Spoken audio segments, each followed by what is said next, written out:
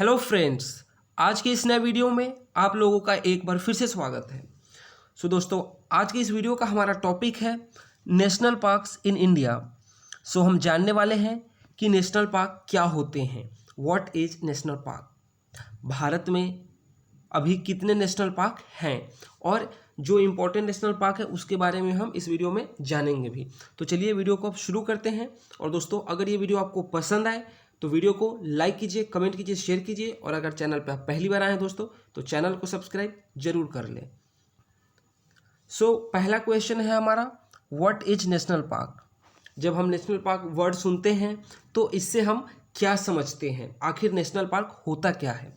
तो दोस्तों, national park का डेफिनेशन है, national parks are the protected area observed and declared by the government of India to preserve wildlife, save flora and fauna and restore the natural ecological balance. इसका मतलब क्या हुआ?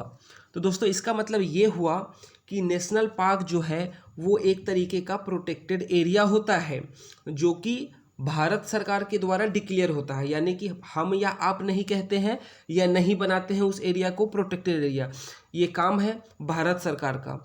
तो national park एक protected area होता है जो कि भारत सरकार के द्वारा डिक्लेयर होता है। और आखिर हम उसको प्रोटेक्टेड एरिया क्यों बनाते हैं? तो दोस्तों, उसको हम प्रोटेक्टेड एरिया इसलिए बनाते हैं we can save flora and fauna of that region, यानी कि जो वहाँ के जानवर हैं, जीव जंतु हैं, पेड़ पौधे हैं, उनको हम बचा सके। And to restore the natural ecological balance, और अगर किसी एरिया में अगर आपने जितने भी एनिमल जीव जंतु होते हैं उन सब का एक चेन होता है, इस नेचर में जो भी प्रेजेंट है सब चेन में बंधे हुए हैं। तो जहाँ पे किसी भी एक स्पीसीज का अगर पॉपुलेशन ज़्यादा हो जाता है या कम हो जाता है तो उस एरिया का जो एक इकोलॉजिकल बैलेंस है वो बिगड़ जाता है। नेशनल पार्क का एक काम ये भी है कि क्योंकि वो प्रोटेक्टेड एरिया होता है और वहाँ पे फ्लोरा और फौना को बचाया जाता है, तो इस तरीके से इस बात का भी ध्यान रखा जाता है कि वहाँ का जो नेचुरल इकोलॉजिकल बैलेंस है उसको बना के रखा जाए, रीस्टोर किया जाए। दोस्तों, कुल मिला के इस वक्त भारत में 105 नेशनल पार्क हैं। India has 105 national parks across its territory, यानी कि इंडिया के भीतर इस वक्त 105 नेशनल पार्क है।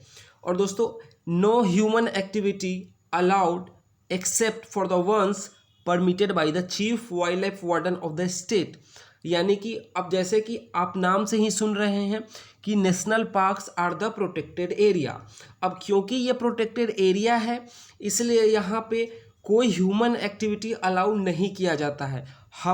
आप वहाँ पे नहीं जा सकते हैं बिना किसी के, मतलब जो चीफ वाइल्ड लाइफ वार्डन है उनके बिना परमिशन के हम अंदर नहीं जा सकते हैं और हम कोई ह्यूमन एक्टिविटी वहाँ पे नहीं कर सकते हैं।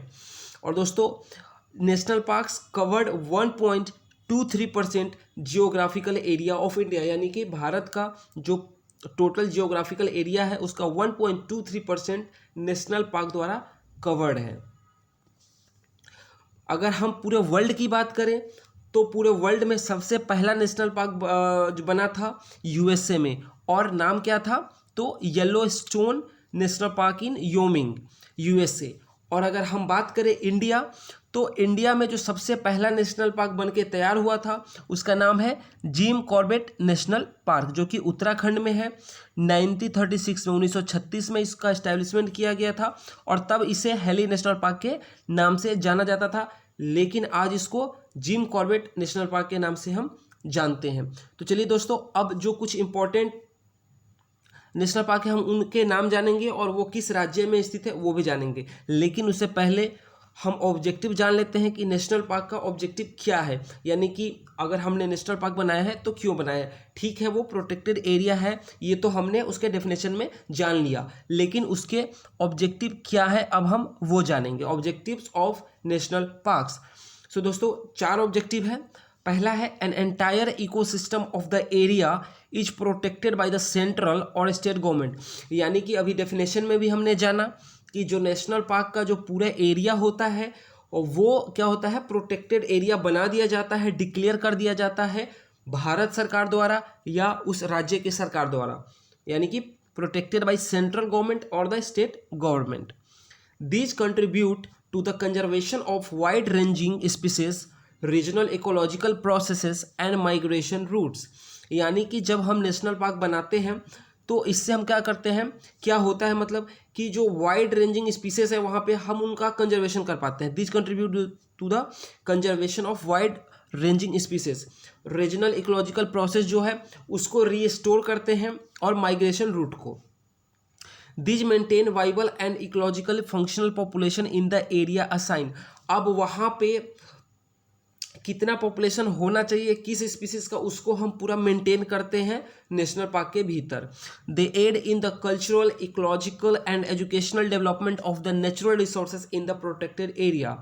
अब दोस्तों क्योंकि हम उस पूरे एरिया को जिसको हम नेशनल पार्क कह रहे हैं उसको हम प्रोटेक्टेड बना दिए हैं, तो इससे क्या होता है कि जो उस एरिया में नेचुरल रिसोर्सेज है आइदर फ्लोरा और फौना, तो उनके बारे में जो हमारा एजुकेशनल डेवलपमेंट होता है वहाँ पे हम उनका स्टडी करते हैं, तो हमें उनके बारे में पता चल पाता है और इस तरीके से हमारा एजुकेशनल डेवलपमेंट होता है। क्योंकि हमने उसको प्रोटेक्टेड बना दिया है तो हम अब अच्छे से वहाँ पे उसका हम स्टडी कर सकते हैं और हमें स्टडी करने में आसानी होगी। इस तरीके से हमें एजुकेशनल डेवलपमेंट भी होता है।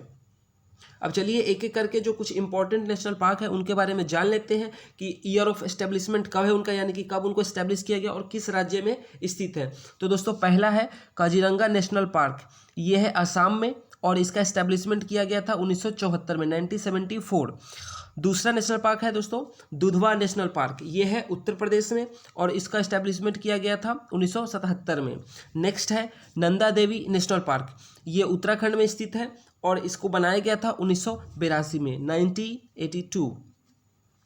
नेक्स्ट है Jim Corbett national park, Uttarakhand में है और 1936 में इसको बनाया गया था और भारत का ये सबसे पहला नेशनल पार्क है, oldest national park in India, first and the oldest national park in India. Then next है सुंदरवन नेशनल पार्क, ये है वेस्ट बंगाल में और 1984 में इसको एस्टेब्लिश किया गया था। नेक्स्ट है इंदिरा गांधी नेशनल पार्क, तमिलनाडु में स्थित है और 1989 में इसे भी बनाया गया था। सरिस्का नेशनल पार्क राजस्थान में है और रणथंबोर नेशनल पार्क ये भी राजस्थान में है। सरिस्का नेशनल पार्क को 1992 में बनाया गया था, इस्टेब्लिश किया गया था और रणथंबोर नेशनल पार्क को 1980 में बनाया गया था। दोनों ही राजस्थान में स्थित है। पन्ना नेशनल पार्क दोस्तों मध्य प्रदेश में स्थित है और 1981 में इसको बनाया गया था, इस्टेब्लिश किया गया था।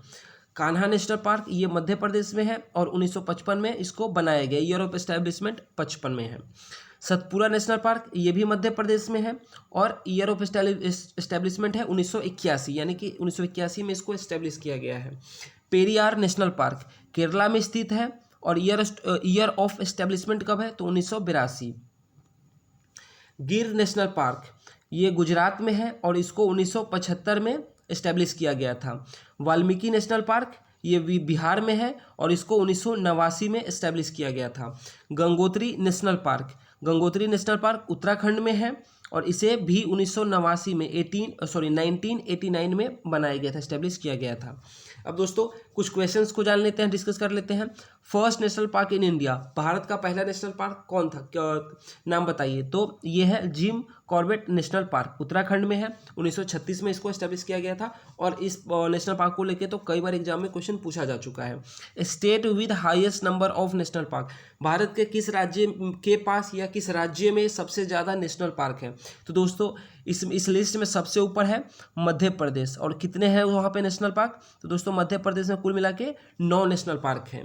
Ranthambore national park is located in, किस राज्य में रणथंबोर नेशनल पार्क है, तो दोस्तों ये राजस्थान में है और ओनली नेशनल पार्क इन बिहार, बिहार का इकलौता नेशनल पार्क का नाम बताइए। तो दोस्तों बिहार का इकलौता नेशनल पार्क का नाम है वाल्मीकि नेशनल पार्क।